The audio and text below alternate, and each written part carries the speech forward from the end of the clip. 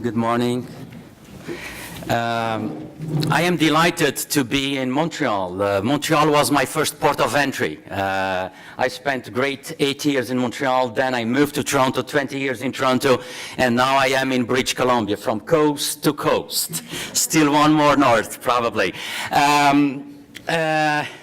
As an urban social geographer, it was a big change for me. Montreal and Toronto, two multicultural cities, two of the most important cities in attracting immigrants, and suddenly I fell down in the beautiful Okanagan Valley. And as an urban social geographer, I wanted to return back to Toronto because my first question was, what's an urban social geographer is doing in a beautiful city like Kelowna, but without immigrants, or almost without immigrants. But as a scholar, I had a job to do, and I hope that I am putting Kelowna as well as the Okanagan Valley on the map. My presentation today is entitled The Housing Experiences of Immigrants in Central Okanagan Valley. One question, how many of you went to the Okanagan Valley? Jeez, I cannot lie today. Good. You went to the Okanagan Valley. It's a beautiful area, but as you will see throughout my presentation, it's not easy to an immigrant to find affordable housing in that beautiful valley. I will just give you an example. I know time is crucial here. I live in a tower with 17 floors. I am a professor. I live in the third floor, the poorest one. I think I am the poorest fellow, with my wife living there in a retirement community. Plus, I am the third youngest couple in a tower of 17. So please trust me that it's a beautiful area. If you plan to come to the Okanagan Valley, join us, bring a lot of money, and join the ranks.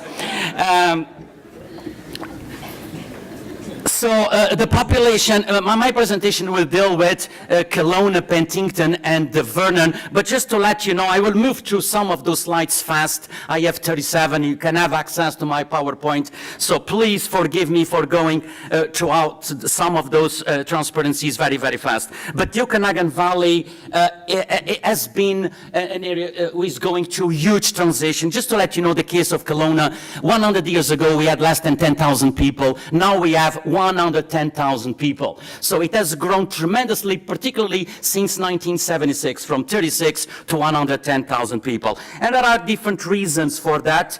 I will just go through. This is the beautiful city of Kelowna with the Okanagan Valley there. But this is today, more or less, this is in 1973.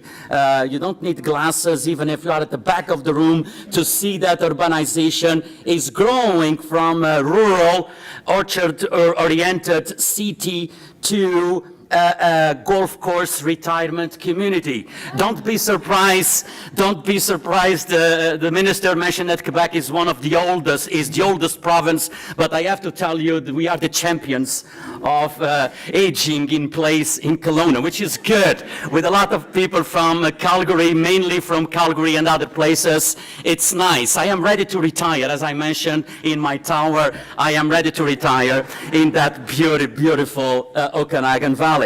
Please trust me, I will not enter in details what are the main push-pull factors bring people to the Okanagan Valley, but the weather conditions, the quality of life that we have there, it's beautiful. But we are paying a price now. I don't have the time to go through some of those challenges that we are facing. Lack of affordable housing, which is the core of my presentation today, is the #1 issue with jobs for people arriving there. We have the sunshine tax, which you have probably heard about. If it's expensive to live in Vancouver and in other Canadian cities, come to the Okanagan Valley and you will see it's difficult, because we are more or less, you work to UBC, you work to the hospital, you work to the airport, you work to the government, you work on a part-time basis in the service and tourist industry, and you are done. So don't be surprised that we are losing our population, particularly the young cohorts. They go to Calgary and they go to Vancouver. So when we ask, why don't we attract more immigrants to the Okanagan Valley? A, we don't have established ethnic communities. B is the issue of jobs and the issue of housing. What's the point of having a decent job paying relatively well when you need $500,000 to buy a single detached home?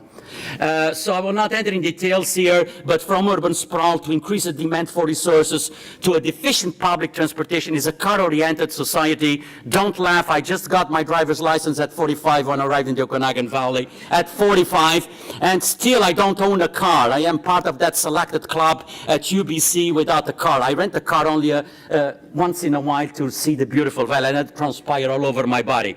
Thank you.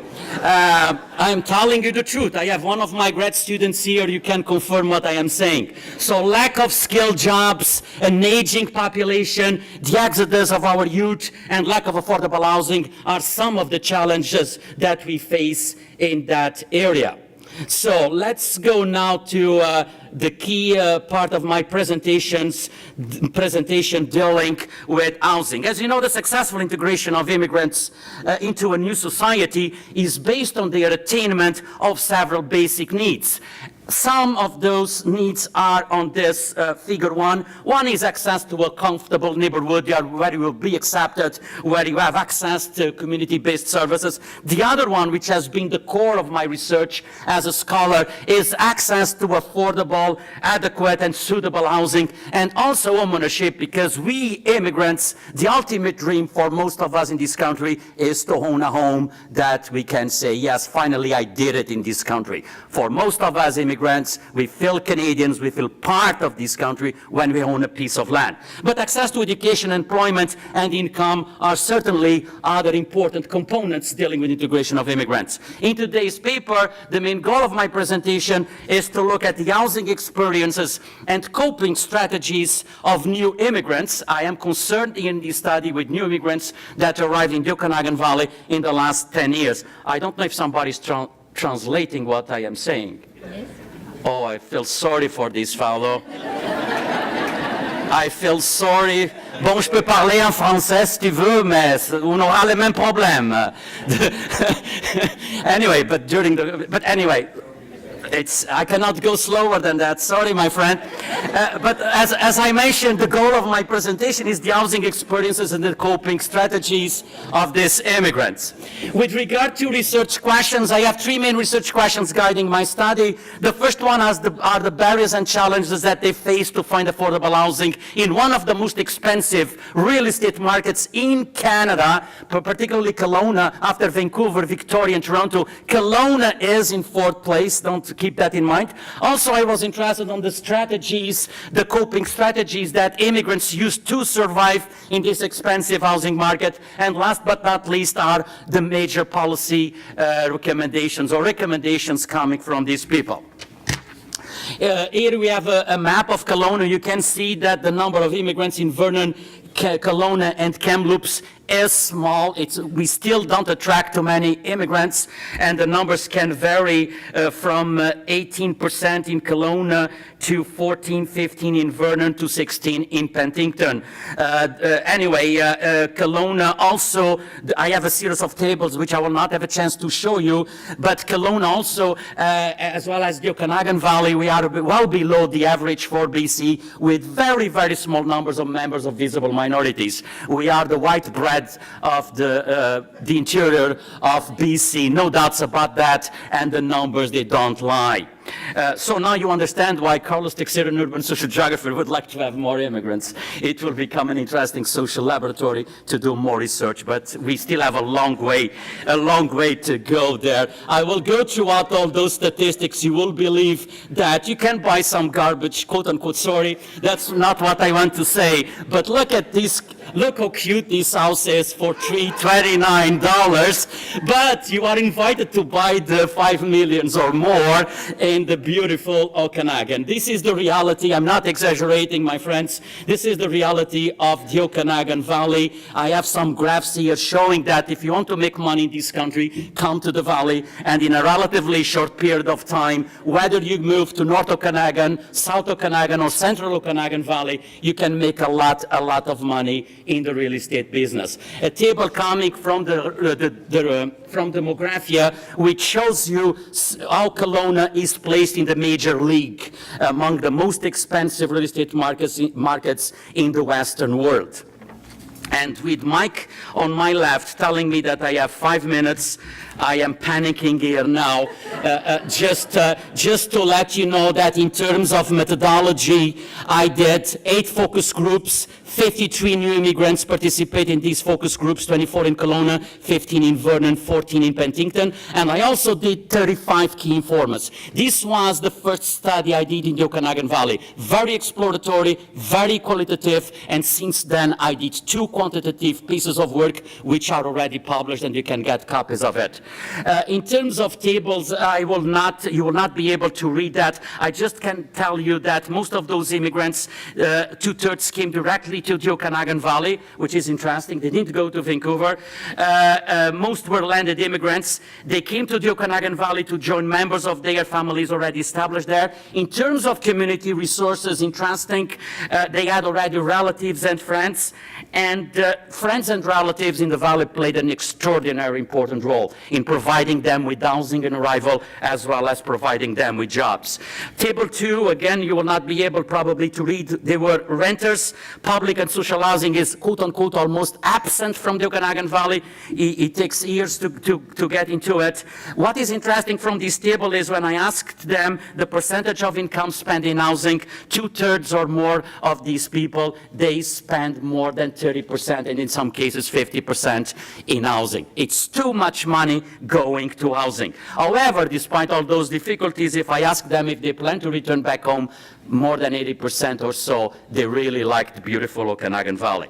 With regard to the reasons for moving from one residence to the other, the most common reason is rent's too expensive, housing conditions and quality are the most important ones. Finding housing in Kelowna, when I did this study with low vacancy rates, it was very difficult. In fact, they had to rely on friends and relatives to find housing. Most of the time, basement suites is what they find.